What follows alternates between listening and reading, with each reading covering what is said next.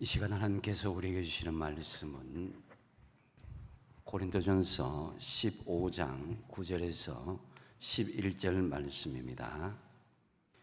제가 가진 신약성경 282면 고린도전서 15장 9절에서 11절 말씀입니다. 다 찾으신 줄 알고 제가 봉독합니다. 나는 사도 중에 가장 작은 자라. 나는 하나님의 교회를 박해하였으므로 사도라 칭함 받기를 감당하지 못할 자니라. 그러나 내가 나 된 것은 하나님의 은혜로 된 것이니 내게 주신 그의 은혜가 헛되지 아니하여 내가 모든 사도보다 더 많이 수고하였으나 내가 한 것이 아니요 오직 나와 함께 하신 하나님의 은혜로라. 그러므로 나나 그들이나 이같이 전파하며 그들도 이같이 믿었느니라. 아멘. 잠시 기도하겠습니다. 주님, 찬양 가운데 임재하신 은혜, 이제 말씀 가운데 역사하기를 기대하며 나아갑니다. 저들의 마음문을 열겠사오니 성령님 말씀하여 주시옵소서. 예수님의 이름으로 기도하옵나이다. 아멘. 사랑하는 성도 여러분, 지난 한 주간 은혜 가운데 잘 지내셨습니까? 앞뒤 좌우로 서로 반갑고 기쁜 마음으로 진심을 한번 교제하고 인사 나누겠습니다. 반갑습니다. 잘 오셨습니다. 사랑합니다. 축복합니다. 예, 감사합니다. 오늘 말씀을 생각하면서 한번 따라하겠습니다. 나의 나된 것은 다 하나님의 은혜입니다.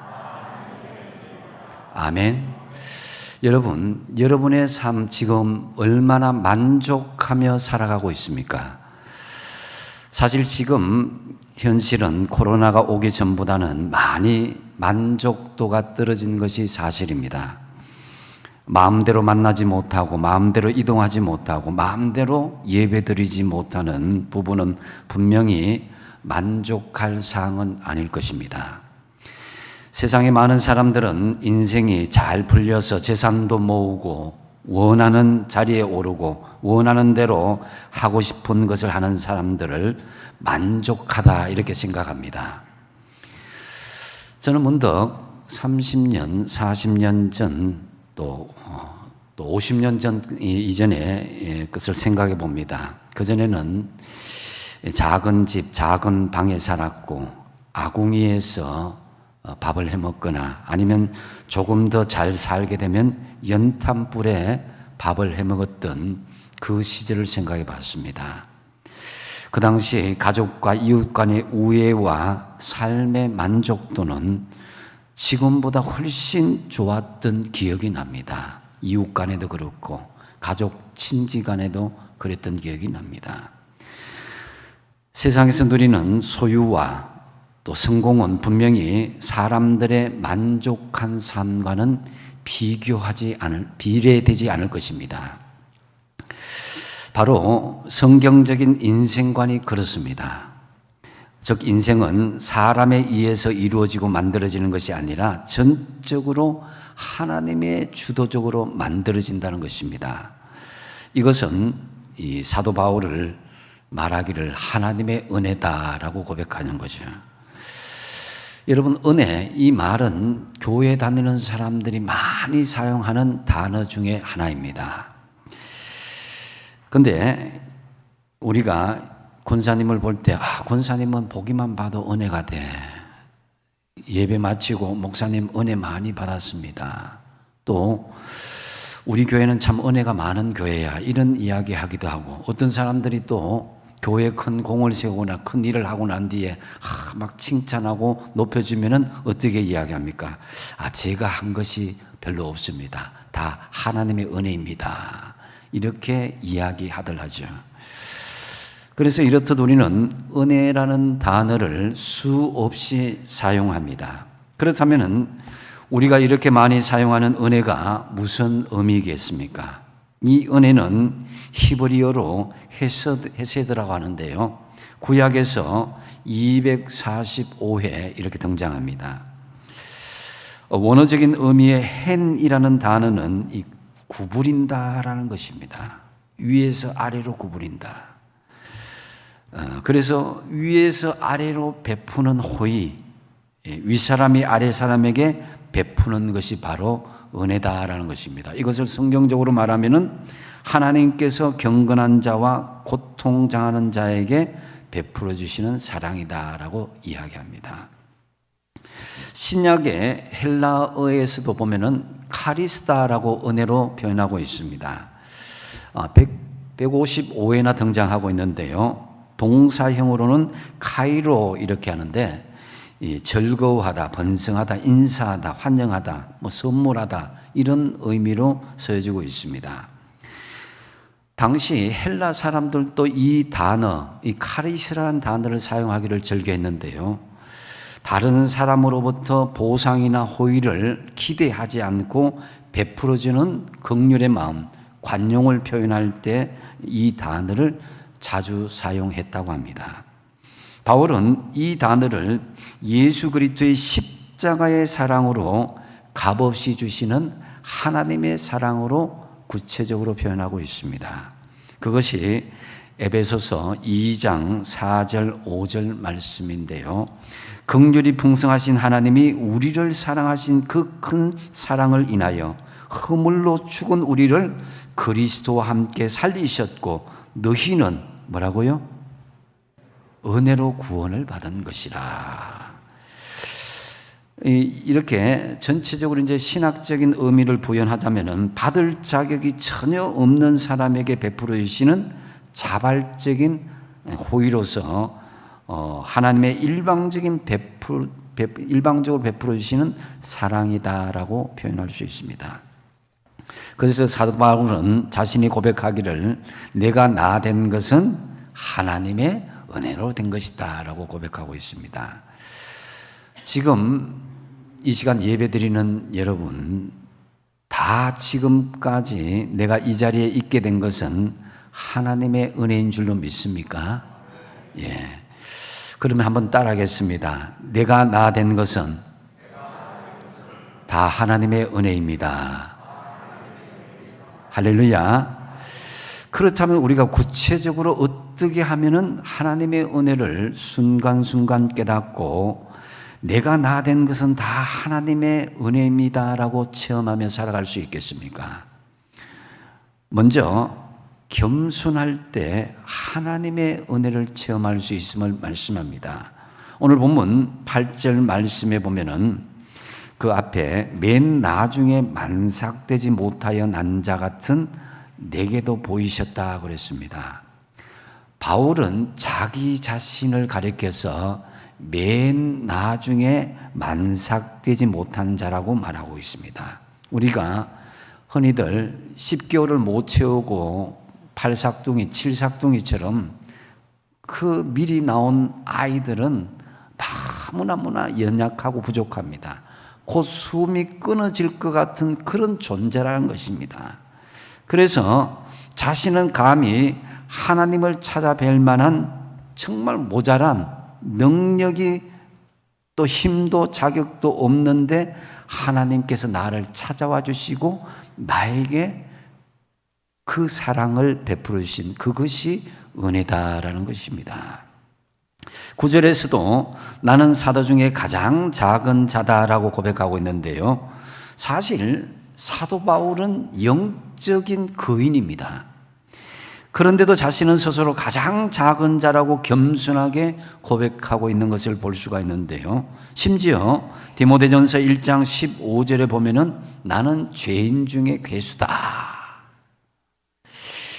이런 겸손의 극치를 보여주고 있습니다. 이처럼 은혜는 받으면 받을수록 더 겸손해지고 자신이 낮아지는 것을 볼 수가 있습니다. 모든 사람이 나보다 더 훌륭하고 어렵게 여겨질 때에 그때에 하나님의 은혜가 임하게 된다는 거죠. 이 겸손이란 말은 라틴어로 휴밀리타스, 땅, 곧 흙을 의미하는 휴무스란 말에서 이렇게 시작되었습니다. 서서 하늘을 바라보는 존재인 이 안드로포스인 인간이 땅바닥에 붙어 있는 존재로 자신을 낮추는 것이 바로 겸손이다라는 것이죠. 휴먼이라는 단어, 호모도 역시 휴무스에서 왔습니다. 그래서 사람은 본질적으로 흙에서 와서 흙으로 돌아가는 존재, 이것을 깨달을 때에 바로 겸손이다라는 것으로 표현되는 것입니다. 빌립보서 2장 3절 4절 말씀, 아무 일에든지 다툼이나 허영으로 하지 말고 오직 겸손한 마음으로 각각 자기보다 남을 낮게 여기고 각각 자기 일을 돌볼 뿐더러 또한 각각 다른 사람들의 일을 돌보아 나의 기쁨을 충만하게 하라 그랬습니다. 여기에서 남을 낮게 여긴다, 이 낮게 여긴다는 것을 시옷 받침이죠, 그죠? 시옷 받침을 지옷으로 바꾸면 남을 낮게 여긴다라는 것이죠, 그죠? 이 하늘과 땅 차이입니다. 남을 더 낮게 여긴 거하고 남을 낮게 여기는 거하고는 엄청난 차이가 있는 거죠. 그래서 우리는 남을 더 낮게 여길 때에 겸손하고 겸손할 때에 하나님의 은혜가 임한다라는 것입니다. 야고보서 4장 6절에 보니까 그러나 더욱 큰 은혜를 주시는데 어떤 은혜? 그러므로 일러스되 하나님이 교만한 자를 물리치시고 어떤 자에게 은혜를 주신다고요? 겸손한 자에게 은혜를 주신다라는 것이죠. 그래서 내가 더 낮아지고 겸손함으로 하나님의 은혜가 풍성해지고 주님의 영광이 높아지게 되는 것이다라는 것입니다. 오늘 본문 10절 말씀에 같이 한번 읽어보겠습니다. 시작. 그러나 내가 나 된 것은 하나님의 은혜로 된 것이니 내게 주신 그의 은혜가 헛되지 아니하여 내가 모든 사도보다 더 많이 수고하였으나 내가 한 것이 아니요 오직 나와 함께 하신 하나님의 은혜로라. 아멘. 여러분 대단하지 않습니까? 분명히 자신이 모든 사도보다 더 많이 수고를 하였습니다.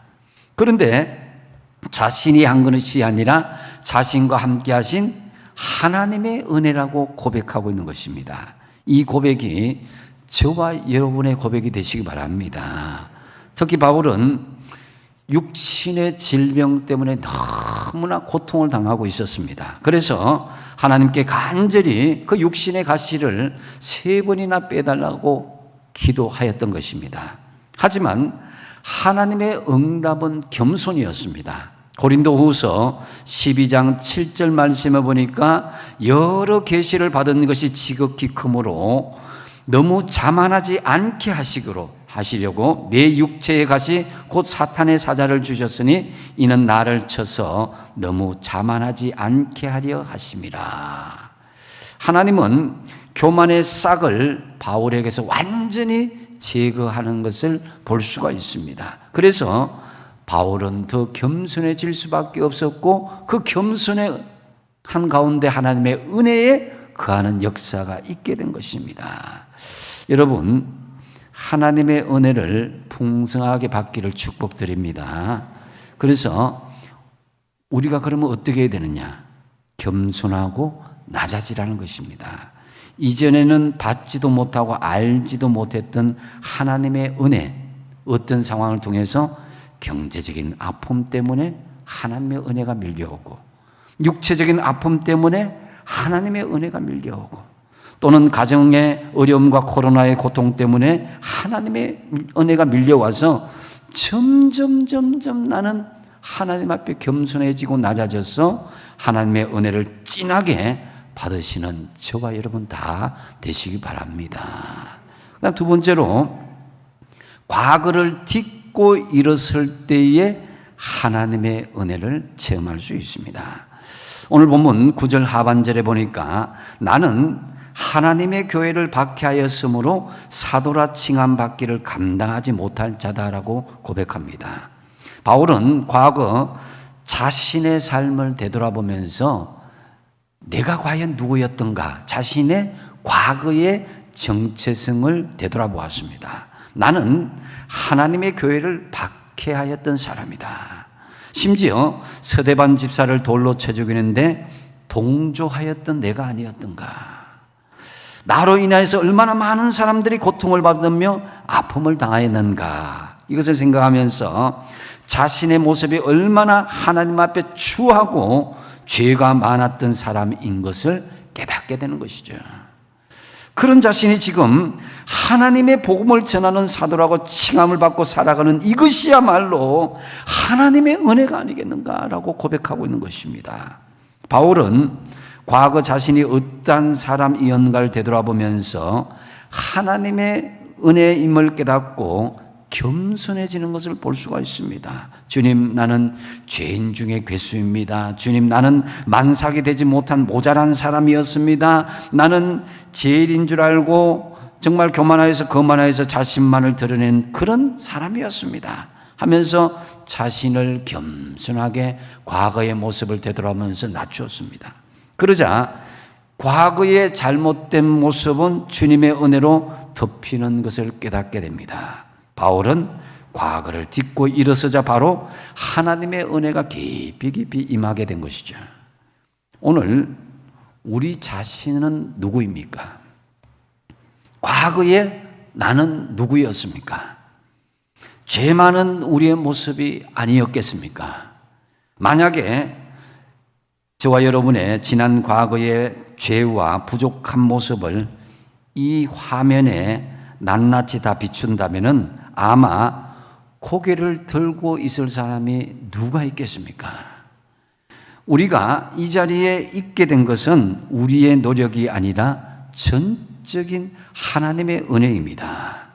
그 큰 죄악과 허물까지도 다 덮어주시고 하나님의 자녀 삼아주시고 지금 하나님의 사명자로 우리를 세워주신 것입니다.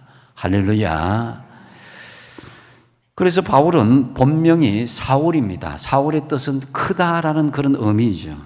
몸이 크고 장대해서 붙여진 이름이 아니라 이 원래 바울의 이 가문이나 혈통, 학벌이나 종교적인 열심으로 볼 때 누구에게도 뒤지지 않는 정말 큰 사람이었습니다. 그런 사울이 어느 날 성도들을 잡아오게 가두기 위해서 제사장의 체포 공문을 가지고 다메섹 성에 이르렀을 때에 갑자기 하늘로부터 번쩍이는 이 섬광의 광채가 사울의 눈에 비치는 순간 사울이 땅바닥에 쓰러지고 말았습니다. 다메섹에서 예수님을 만나게 된 것이죠. 그때에 사울아 사울아 어찌하여 네가 나를 핍박하느냐. 이 주님의 음성을 듣고 그가 이제까지 걸어왔던 삶이 얼마나 잘못된 모습인지를 깨닫고 방향을 돌이켜 주님만을 따르는 위대한 전도자가 되었던 것입니다. 바울이 그와 같은 변화가 된 것은 전적으로 하나님의 은혜가 아니고서는 있을 수가 없는 일이었습니다. 여러분이 이 자리에 앉아있게 된 것은 바로 하나님의 전적인 은혜라는 것을 아시기 바랍니다. 그래서 바울은 그때부터 자신의 이름을 사울, 크다라는 이름에서 바울, 작다라는 이름으로 개명하였던 것입니다. 이처럼 하나님의 은혜는 과거의 잘못을 딛고 일었을 때에 하나님의 은혜가 임하는 것입니다. 혹이 여러분 가운데 과거의 죄악이나 아픔 아니면은 과거의 상처를 아직도 끌어안고 사는 사람이 있습니까? 그것 때문에 아직도 괴로워하고 벗어나지 못하고 있다면은 그 사람은 하나님의 은혜 안에 있을 수가 없게 되는 것입니다. 예수님은 우리의 죄를 십자가에 달리심으로 다 용서하셨습니다. 여러분의 아픈 죄악과 과거, 상처들을 다 십자가에 못 박으시기 바랍니다. 하나도 남김없이. 마태복음 18장에 보시면 구원받은 하나님의 자녀는 1만 달란트를 탕감받은 자녀다. 그런 사람이라고 비유하고 있습니다. 한 달란트가 지금의 가치로 따진다면 적어도 6억 원 이상입니다. 그러면 6억 곱하기 1만이라고 한번 계산해 보십시오. 엄청난 금액입니다. 우리가 새 냉장고를 사면 옛날에 쓰던 냉장고는 버리는 것이 당연합니다. 그런데 이전 것들, 버려야 하는 것들 끌어안고 산다면 어떻게 되겠습니까? 이 시간 이후로 이제 여러분의 과거의 죄악들, 자존심들, 열등감들 예수님의 십자가에 완전히 못 박고 제거하시길 바랍니다. 그래서 모든 과거를 딛고 믿음으로 일어서심으로 하나님의 은혜가 풍성하게 임하시길 바랍니다. 그 다음에 부활의 복음을 전파할 때 하나님의 은혜를 체험할 수 있습니다. 오늘 본문 11절에 보면 그러므로 나나 그들이나 이같이 전파하며 너희도 이같이 믿었느니라 그랬습니다. 고린도 서신에서 가장 바울이 강조하고 싶은 말은 어떤 파벌이나 은사가 아닙니다. 바로 부활신앙이었습니다. 부활의 복음을 전파할 때 하나님의 은혜를 고백할 수 있게 된다는 것입니다. 바울은 고린도전서 15장을 부활장을 정점으로 그동안 고린도 교회에 있었던 모든 문제 해결 방법을 제시하고 있습니다. 바로 이 부활에 대한 바른 지식과 신앙만 있다면 그동안의 모든 분쟁이나 문제들을 한순간에 해결할 수 있음을 바울은 강조하고 있습니다. 이것은 교회의 문제 해결만이 아니라 모든 믿는 자들이 가져야 될 가장 기본적인 신앙의 자세이기도 합니다. 반대로 이 부활신앙이 얻게 된다면 그 사람이 아무리 신비한 능력을 가졌고 그 사람이 아무리 열정적인 교회 생활을 하고 그 사람이 아무리 부귀영화를 누렸다 할지라도 그것은 모래 위에 지은 집일 뿐만 아니라 그것 때문에 자신을 망치고 가정을 망칠 수도 있게 되는 것입니다. 여러분, 예수님이 이 땅에 오신 목적이 무엇입니까? 그것은 우리의 죄를 용서해 주심으로 하나님 나라 백성을 만드시고자 하심이 아니겠습니까? 예수님이 이 땅에 오신 이유가 성도들로 하여금 이 땅에서 잘 먹고 잘 사는 사람들을 만들기 위해서가 아닙니다. 하늘나라에서의 궁극적인 영광을 위해서입니다. 그런데 왜 사람들은 이 땅에서 잘 되는 것만 주님의 뜻이라고 생각하고 있습니까? 물론 주님은 우리가 이 땅에서도 잘 되기를 원하십니다. 그러나 그것은 우리가 진정으로 하나님의 자녀로 인정받은 이유부터입니다. 그저 죄를 용서받는 것이 전부라면 예수님이 십자가에 죽으심으로 우리들의 죄를 다 용서하였으면 됐지 왜 부활이라는 것을 하나님께서 준비하셨겠습니까? 그리고 왜 예수님이 부활의 첫 열매라고 말씀하셨겠습니까? 바로 이 부활이야말로 하나님의 구속사역의 완성이기 때문인 것입니다. 그런데 현실은 안타깝지만 많은 교인들의 관심은 하나님 덕분에 복을 많이 받아서 세상을 좀 더 편하게 사는 것이 중요하지 나중에 일어날 부활에 대해서는 별로 관심을 가지지 않습니다. 부활은 그저 성경에 기록되어 있고 나중에 일어날 막연한 이야기에 많은 사람들의 관심은 지금 당장 먹고 사는 문제가 더 큰 관심사였던 것입니다. 이것을 우리가 경계할 수 있어야 되는 것입니다. 여러분, 내가 성도냐 그렇지 않느냐의 구분 기준이 무엇인지 아십니까? 간단합니다. 그것은 내가 지금 아담처럼 살고 있느냐 아니면 예수님처럼 살고 있느냐 하는 것입니다. 즉 아담에게는 에덴 동산이라는 엄청난 복이 주어져 있었습니다. 부족한 것이 없었습니다. 그러나 아담의 판단에는 무엇인가 부족하다고 생각했나 봅니다. 그것은 자신이 하나님처럼 되고자 하는 것이었습니다. 반면 예수님은 어떻습니까? 예수님은 가진 것이 아무것도 없었습니다. 가진 것이라고는 하나님의 명령, 하나님이 주신 사명뿐이었습니다. 기다리는 것은 십자가였습니다. 그러나 예수님은 그 길을 걸어가셨고 만족하셨습니다. 22절에 보면 아담 안에서 모든 사람이 죽은 것 같이 그리스도 안에서 모든 사람이 삶을 얻으리라고 말씀하고 있습니다. 세상은 아담 안과 그리스도 안으로 나누어져서 한쪽은 죽음이요 한쪽은 생명을 얻게 되어 있습니다. 여러분은 어떤 자세로 지금 세상을 살아가고 있습니까? 누구를 위해서 직장을 다니고 학교를 다니시고 누구를 위해서 자식 교육시고 또 사랑을 하고 있습니까? 그렇게 해서 여러분 얻는 것이 무엇입니까? 주님의 뜻에는 하나님의 자녀들인 우리들에게 삶의 편안함만이 잊지 않습니다. 바로 주님이 지신 십자가를 지고 살아야 하는 힘든 여정에 있음을 알아야 하는 것입니다. 바로 예루살렘과 온 유대와 사마리아와 땅끝까지 주의 부활의 복음이 전파되기를 바로 우리 자신에게 한 사람에게 기대하고 있습니다. 그것이 바로 주님이 걸어가신 십자가의 길이기도 합니다. 바로 이 사명을 깨달을 때 하나님의 은혜를 깊이 체험할 수가 있게 되는 것입니다. 오늘 부활의 복음을 전하는 수고가 없이는, 오늘 십자가를 지는 땀방울이 없이는 내일의 기쁨과 소망이 있을 수가 없습니다. 58절 말씀 한번 같이 읽어보겠습니다. 시작. 그러므로 사랑하는 형제들아, 견실하며 흔들리지 말고 항상 주의 일에 더욱 힘쓰는 자들이 되라.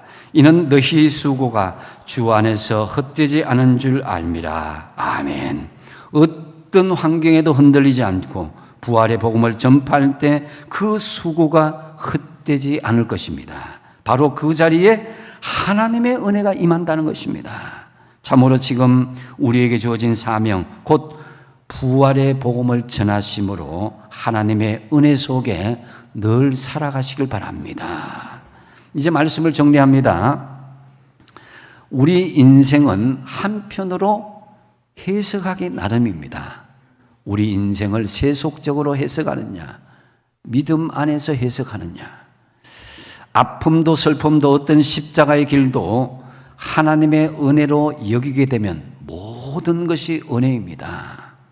아무리 수도 파이프가 내 집안에 들어와 있어도 내가 결정적으로 수도꼭지를 털지 않으면 그 물을 마실 수가 없습니다. 하나님께서 이스라엘 백성들에게 은혜로 만나를 광야에 내리셨다 이거예요. 아무리 하나님께서 공짜로 은혜를 쏟아부어도 내가 그 은혜를 받고자 하지 않으면 그 만나의 은혜를 누릴 수가 없었습니다. 그래서 반드시 자신들이 광야 들에 나가서 거두어 와야 하는 그 수고를 하였던 것입니다. 마찬가지로 하나님은 각양 은혜를 우리에게 공짜로 부어주십니다. 사람들은 공짜로 준다고 하면은 이른 새벽부터 줄을 서기도 하는데요. 값이 조금만 싸도 많은 사람들이 몰려드는데 돈 없이 값 없이 와서 누리라고 하면은 공짜인 하나님의 은혜를 받지 못할 이유가 무엇이겠습니까? 그것은 바로 하나님의 은혜에 대한 불신이고 세속적인 삶의 자세 때문인 것입니다. 내가 지금까지 나댄 것은 순전히 하나님의 은혜입니다. 이 은혜를 믿음으로 받아들이시고 마음껏 누리시기 바랍니다.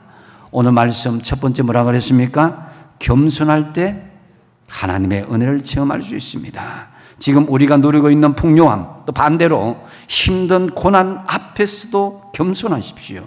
그래야 하나님의 은혜를 누릴 수가 있습니다. 두 번째 뭐라고 하겠습니까? 과거를 딛고 일었을 때 하나님의 은혜를 체험할 수 있습니다. 여러분의 과거의 죄악들, 자존심, 열등감들을 십자가에 완전히 못 박고 폐기하시고 믿음으로 일었을 때에 하나님의 은혜가 임하게 될 것입니다. 그리고 결정적으로 부활의 신앙이 내 안에 있고 그 부활의 신앙을 복음을 우리가 전파할 때 하나님의 은혜를 체험할 수 있게 되는 것입니다. 어떤 환경에서도 흔들리지 않고 부활의 복음을 전파할 때 여러분의 수고가 헛되지 않을 것입니다. 바로 그 자리에서 하나님의 은혜가 풍성하게 임하게 될 것입니다. 매일매일 여러분의 삶이 하나님의 은혜 아래 거하시기를 축복드립니다. 기도하겠습니다. 아버지 하나님, 바울이 내가 나댄 것은 하나님의 은혜라고 겸손하게 고백하는 것을 듣습니다. 우리도 겸손히 하나님 앞에 나아가게 해주시고 아픈 과거를 딛고 부활의 복음을 증거하면서 하나님의 은혜의 복음 안에 거하게 하여 주시옵소서.